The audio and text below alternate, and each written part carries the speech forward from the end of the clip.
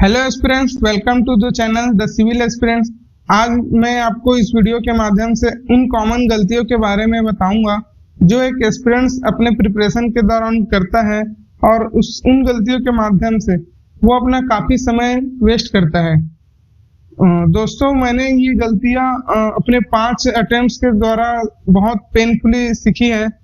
तो चलिए बिना देरी के वीडियो में आगे बढ़ते हैं और देखते हैं कि उन 5 अटेम्प्ट्स में मैंने क्या गलतियां की हैं जिनको आप इस वीडियो के माध्यम से जान करके आप उनको अपने अंदर दूर कर सकते हैं। सबसे पहला जो है, मैंने अपना पहला अटेम्प्ट दिया था CGPSC 2017 का, जिसका प्रीलिम्स हुआ था 2018 में, मेंस हुआ था जून 2018 में। उस अटेम्प्ट में मेरे द्वारा कुछ गलतियां जो कि मैंने की थी वो थे, पहले बात ये कि मैं एग्जाम को पूरी तरीके से अंडरस्टैंड नहीं किया हुआ था। एग्जाम के पैटर्न में उसके सिलेबस के बारे में मुझे नहीं पता था। प्रीवियस ईयर क्वेश्चन पेपर को मैंने भी पूरा अच्छे से नहीं देखा था कि किस तरीके से क्वेश्चंस आते हैं, ठीक है। और उससे भी पहले बात ये कि मैंने जो प्रीलिम्स की तैयारी की थी वो नवंबर में नोटिफिकेशन आने के बाद शुरू की थी। तो मैंने नवंबर, दिसंबर, जनवरी, फरवरी, ये जो 4 मंथ है इसमें मैंने प्रीलिम्स की तैयारी की थी। उसके बाद मेरा प्रीलिम्स बहुत अच्छा नहीं गया था और मुझे लगता था कि मेरा प्रीलिम्स क्लियर नहीं हो पाएगा। इसलिए मैंने अपने शुरुआती 1 महीने में प्रीलिम्स दिलाने के मैं ये सोच में काफी समय निकाल दिया और मेंस की प्रॉपर तैयारी नहीं की कि मेरा नहीं हो रहा है इस बार से करके। तो जब रिजल्ट आया प्रीलिम्स का और मेरा मेंस में हो गया, मेंस के लिए कॉल आ गया, तब मैंने मेंस की तैयारी स्टार्ट की। उसके सिलेबस और क्वेश्चन को देखा, तब तक काफी समय दोस्तों बीत चुका था और मेरा आंसर राइटिंग प्रैक्टिस भी नहीं हो पाया था। तो इस एक कारण के कारण मेरा वो अटेम्प्ट क्लियर नहीं हो पाया था। आपके लिए कुछ लर्निंग्स मैं आपके साथ साझा करना चाहता हूँ। पहला है कि आप understand the demand of exam properly. आप इस एग्जाम में अपीयर होने से पहले आपको इस एग्जाम आपसे मांगता क्या है, इस बारे में आपको जानकारी होनी चाहिए। एग्जाम कैसा है, कैसे क्वेश्चन आते हैं, सिलेबस कैसा है, इसका आपको पहले से जानकारी होना चाहिए। By heart the whole syllabus. आपके सामने हमेशा राइट साइड में सिलेबस होना चाहिए और लेफ्ट साइड में आपके सामने प्रीवियस ईयर क्वेश्चन पेपर होने चाहिए। ये दोनों आपको through out the CGPSC journey आपको लगातार गाइड करते रहेंगे। सिलेबस और ये दोनों चीज भगवत गीता के समान है CGPSC एस्पिरेंट्स के लिए। Know the question paper pattern by going through the previous year question paper. Previous year question paper बहुत इंपॉर्टेंट है। इसके थ्रू आप अपने प्रिपरेशन, नॉलेज और टॉपिक वाइज आप क्लासिफिकेशन को जान सकते हैं, किस टॉपिक में कैसे क्वेश्चन आते हैं। मैं इस अटेम्प्ट के माध्यम से आपके लिए सजेशन देना चाहूंगा, don't give prelims unless you are mains ready. जब तक आपका मेंस का प्रिपरेशन ना हो जाए, नोट्स तैयार ना हो जाए, नवंबर में नोटिफिकेशन आने से पहले आपको पूरा मेंस का सिलेबस को एक बार पढ़ लेना है, ठीक है। अगर आप और उसका नोट्स भी प्रिपेयर कर लेना है। अगर आप प्रीलिम्स के बाद सोचते हैं कि 2-3 महीने में मेंस पढ़ करके, आंसर राइटिंग प्रैक्टिस करके और नोट्स बना करके आप सिलेक्शन ले जाएंगे, तो मेरे अनुभव से तो ये नहीं हो पाएगा। आपको नोटिफिकेशन से पहले ही सारे प्रिपरेशन कर लेने हैं, क्योंकि अगर मैं ये नहीं बोल रहा हूँ कि आपको प्रीलिम्स नहीं देना है। अगर आप प्रीलिम्स देते हैं और नहीं क्लियर होता है प्रीलिम्स, तो भी आपको डिसहार्टेंड नहीं होना है, क्योंकि अगर आप प्रीलिम्स को क्लियर कर भी लेते तो भी शायद आप मेंस में टॉप में नंबर ला करके आप सेलेक्ट नहीं हो पाते। Learn the art of answer writing. दोस्तों, आप मेंस में देने से पहले आप आंसर राइटिंग पर काफी ज्यादा काम कीजिए। 2 नंबर, 4 नंबर, 8 नंबर और 10 और 15 नंबर के आंसर के लिए किस तरीके से भाषा शैली और स्ट्रक्चर की आवश्यकता है, ये पहले आपको देखना है। आंसर राइटिंग कैसे करना है इस पर कभी और बात करेंगे। मैंने अपना सेकेंड अटेम्प्ट दिया था CGPSC 2018 में, जिसका प्रीलिम्स हुआ था 2019 में। इस अटेम्प्ट में मैंने जो अपने पिछले गलतियों को सुधारा था वो ये था कि मैंने इस बार एग्जाम के बारे में कुछ जानकारी ले ली थी। सिलेबस को गो थ्रू किया था, क्वेश्चन पेपर सॉल्व किया था और आंसर राइटिंग पर काम किया था। तो ये कुछ गलतियां तो मैंने ओवरकम कर ली थी, लेकिन इस अटेम्प्ट में मेरे से कुछ और गलतियां हो गई थी। तो वो गलतियां क्या थी वो हम देखते हैं। मैं नोट्स तो बनाया था लेकिन वो इनइफेक्टिव था। इनइफेक्टिव नोट्स मेकिंग, लेंदी और कॉम्प्लेक्स। मैंने जो नोट्स बनाया था वो काफी लेंदी बना दिए थे और जो भाषा था वो काफी कॉम्प्लेक्स भाषा था, तो वो नोट्स इजिली रिकॉलेबल नहीं था। उस समय जो सिलेबस 2017 के सिलेबस में एक सब्जेक्ट होता था संस्कृत, जो कि बाद में 2018 में हट गया और ये जो फरवरी में नोटिफिकेशन के द्वारा गवर्नमेंट ने इसको हटा दिया। तो learning Sanskrit with sole effort without any teacher consumed lot of time and energy. इसमें मैंने अपना करीबन 3 महीना काफी समय लगाया इस सब्जेक्ट को सीखने के लिए खुद से, और उसके बाद मैं इसको सीख पाया। उससे पहले अटेम्प्ट में 2017 पीएससी में मैंने संस्कृत में कुछ भी नहीं लिखा था। तो इससे तो आप अंदाजा लगा सकते हैं। अगला मिस्टेक जो इस अटेम्प्ट में किया कि gave each and every exam that came in 2018। वो इसके बारे में मैंने अपने पिछले वीडियो में भी बात किया था कि जेमा निकले थे तेमा भर दे फिलॉसफी, कोई तो निकलेगा। दोस्तों, जून 2018 से लेकर के फरवरी 2019 के बीच में व्यापम और ने बहुत सारे एग्जाम कंडक्ट करवाए थे। उन सारे एग्जाम में मैं भी बाकियों की तरह अपीयर होता रहा और अपना काफी समय इन एग्जाम के प्रिपरेशन में लगा दिया और अल्टीमेटली उनमें से कुछ भी नहीं निकला और मेरा मेंस की तैयारी भी प्रॉपर नहीं हो पा रहा था, क्योंकि बार बार हर एग्जाम में भरने से आपका माइंडसेट शिफ्ट होता है, आपका स्ट्रेटजी और स्किल और एग्जाम प्रिपरेशन के लिए सिलेबस चेंज होते रहते हैं। मेरे से एक और मिस्टेक जो मैंने इस बार किया था वो कि could not accommodate with change syllabus. हालांकि इस बार का मुझे खुशी था कि संस्कृत हट गया, लेकिन जो नए सब्जेक्ट आए थे जैसे फिलॉसफी और पेपर 7, इसको मैं अकोमोडेट नहीं कर पाया था। मैंने फिलॉसफी को बाय हार्ट ले लिया। मैंने इसको काफी डीप में पढ़ाई किया था और इसको कैसे डील करना है उस समय मुझे अंदाजा नहीं हुआ था कि इसको एग्जाम के लिए कैसे प्रिपेयर करना है। और पेपर 7 को भी पार्ट 1 और पार्ट 2 को मैं अच्छे से डील नहीं कर पाया था। हालांकि पार्ट 3 के लिए मुझे कंटेंट मिल गए थे। इस अटेम्प्ट के थ्रू मैं आपके लिए अपना कुछ लर्निंग साझा करना चाहता हूँ, वो है learn art of notes making.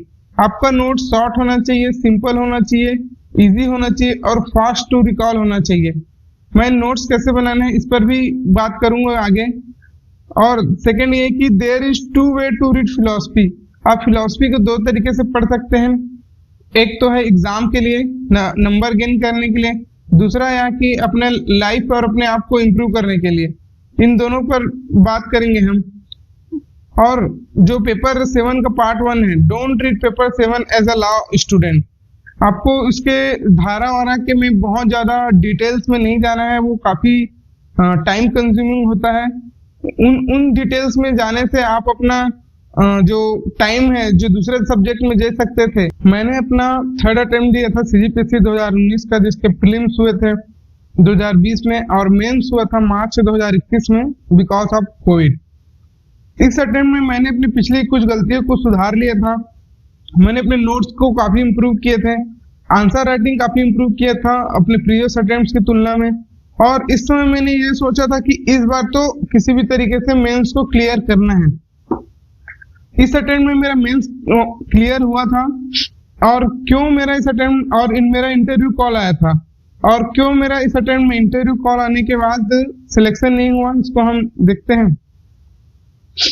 मेरा 2018 और 2019 के ये मेंस के मार्क्स हैं। कुछ सब्जेक्ट में मैंने इम्प्रूवमेंट किए थे और कुछ सब्जेक्ट में जैसे कि ऐसे में काफी मेरा डाउनग्रेड हुआ था, 106 से 83 नंबर मुझे मिला था। ये क्यों मिला इस पर मैं बताऊंगा। 3rd अटेम्प्ट में मैंने अपनी बिगेस्ट ब्लंडर क्या किया था, वो जिसके कारण मुझे सिलेक्शन नहीं हो पाया था। एकमात्र कारण ये था कि not having the skills of essay writing which is fetching you marks. मैं उस तरीके से ऐसे नहीं लिख रहा था जिस तरीके से ऐसे में नंबर्स मिल रहे थे। उस साल 148 153 तक के ऐसे में मार्क्स मिले हैं। अगर हम लास्ट सिलेक्टेड कैंडिडेट की बात करें तो उन्हें 870 नंबर मिला था और मैंने प्राप्त किए थे 859.5 नंबर। राउंड फिगर में इसको देख लेते हैं 860। तो देखिए कितना कम मार्क्स था।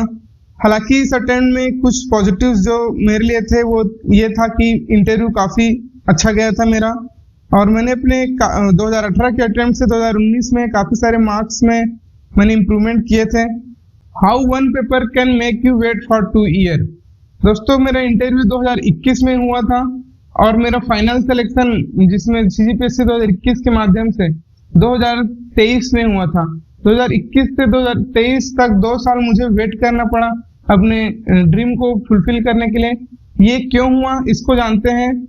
अपने मेरे मार्क्स को कंपेयर करते हैं टॉपर्स के मार्क्स से।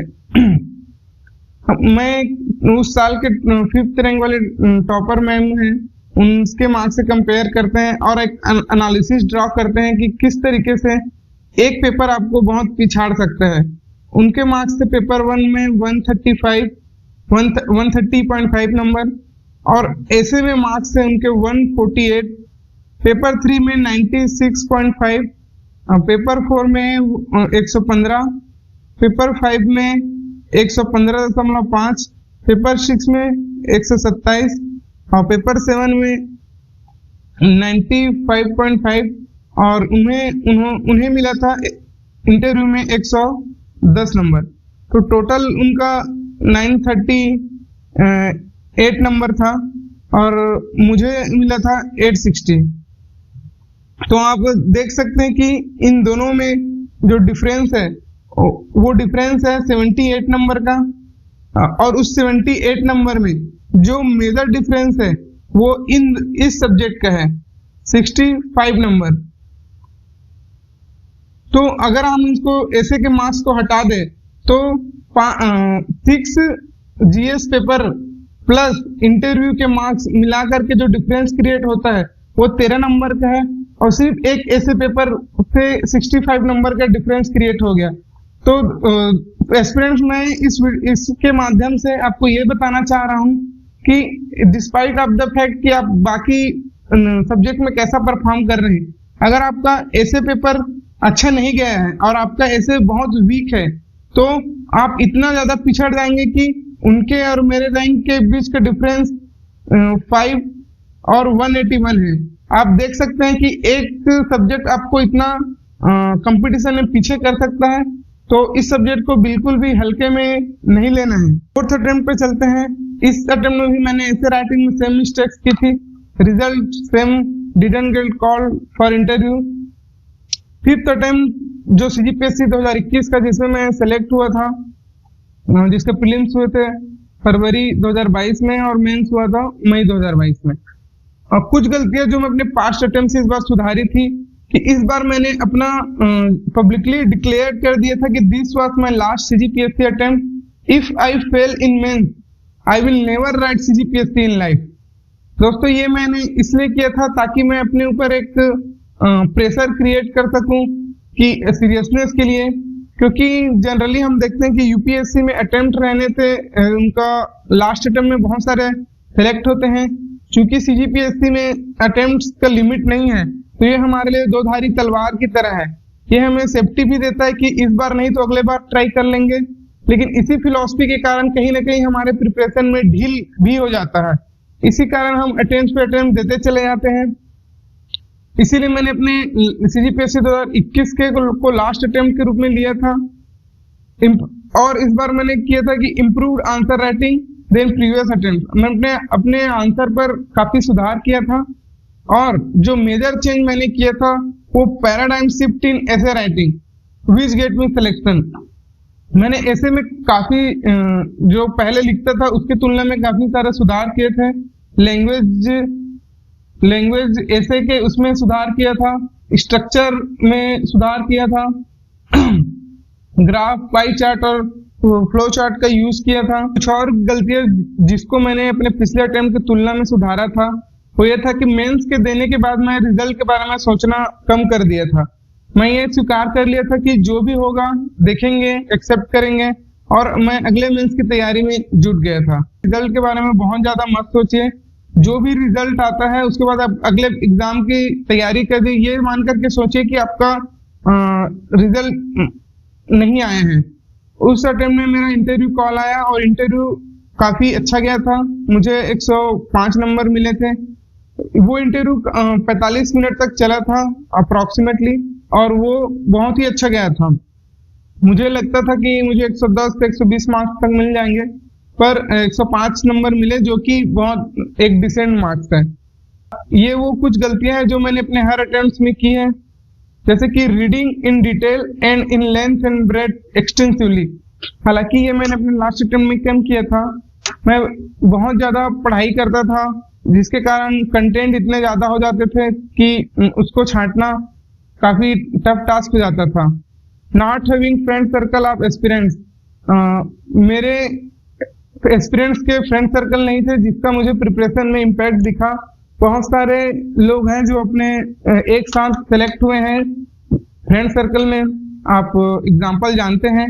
मेरे पूरे प्रिपरेशन के जर्नी में एक ही फ्रेंड था, किशोर। अगला मिस्टेक है जो over thinking which causes stress and anxiety. बहुत ज्यादा आपको रिजल्ट के बारे में नहीं सोचना है, इससे आपका सिर्फ स्ट्रेस और एंजाइटी ही होता है। ये चीज मैंने लास्ट अटेम्प्ट में नहीं किया था और उस अटेम्प्ट में मुझे सिलेक्शन मिला था। Giving and clearing the exam as a lone wolf, don't be one man army. आप एग्जाम को एक रूम में बंद करके अपने आप को बुक्स के बीच में रख करके प्रिपरेशन करेंगे मेरी तरह, तो आपको काफी दिक्कत का सामना करना पड़ेगा। आप अपने इमोशन को शेयर नहीं कर सकते। आप क्या गलतियां कर रहे हैं इनको देखने के लिए कोई काउंटर थॉट प्रोसेस आपको नहीं मिलता है। तो आप जो गलती कर रहे हैं और आपको लग रहा है कि मैं सही कर रहा हूं या कर रही हूं, तो वो गलती पॉइंट आउट नहीं हो पाता है और आप मिस्टेक्स करते जाते हैं। लोन वुल्फ और वन मैन आर्मी जैसे प्रिपरेशन करने से काफी टाइम और एनर्जी लगता है। रजनीकांत के डायलॉग को भूल जाइए कि मुन्ना झुंड में तो सुअर आता है, शेर अकेले आता है, शेर भी झुंड में ही शिकार करता है। एस्पिरेंट्स, इस वीडियो के माध्यम से बिग लर्निंग आपके लिए मैं शेयर करना चाहता हूँ। Have a solid entry and exit plan for CGPSC exam cycle. CGPSC की प्री मेंस और इंटरव्यू के पूरे साइकिल में जा करके सिलेक्शन लेने के लिए आपके पास एक सॉलिड एंट्री और एग्जिट प्लान होना चाहिए। आप अपने लिए एक अटेम्प्ट निर्धारित कर सकते हैं कि मैं इतना अटेम्प्ट दूंगा या दूंगी, इसमें अगर निकलता है तो ठीक है, नहीं निकलता है तो आप दूसरे एग्जाम का प्रिपरेशन स्टार्ट कर सकते हैं। मैं सजेस्ट करूंगा कि आप होल हार्टेडली 2 ऑनेस्ट अटेम्प्ट दीजिए, अपना सब चीज दे करके, ठीक है। Know about the details intricacies of exam. Exam में अपीयर होने से पहले आप उनके डिटेल्स के बारे में जानिए, सिलेबस के बारे में जानिए, प्रीवियस ईयर क्वेश्चन पेपर को देखिए, वो आपके लिए गीता के समान है। Have efficient and effective resources.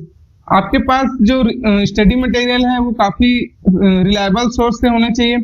बहुत सारे कोचिंग के नोट्स पेज भरने के लिए, अपने आप को मोटा करने के लिए काफी खराब कंटेंट दे रहे हैं। आपको स्टैंडर्ड बुक फॉलो कीजिए, टेक्स्ट बुक फॉलो कीजिए और वहां से अपने जो सोर्सेस है और नॉलेज बेस है उसको रीच कीजिए। कोचिंग के नोट्स आप बाद में पढ़ सकते हैं, पहले आप टेक्स्ट बुक पढ़िए। Utilise time, books, money, efforts wisely. आप अपने समय और संसाधनों का समुचित उपयोग करिए। Make notes short and easily recallable, don't make book out of a book. आप नोट्स जो आपके होने चाहिए वो काफी शॉर्ट एंड कॉम्प्रिहेंसिव होने चाहिए और उसको रिवीजन करने में काफी आसानी हो, इजिली रिकॉलेबल हो। और 2-3 बुक से 1-2 पॉइंट के लिए आप उनको एक जगह ला करके आप उनको 2-3 बुक से एक बुक मत बनाइए। Don't make book out of a book. Not all subjects and all parts are equally important.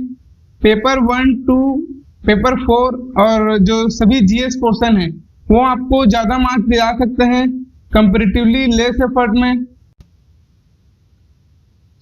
है model answer for philosophy portion.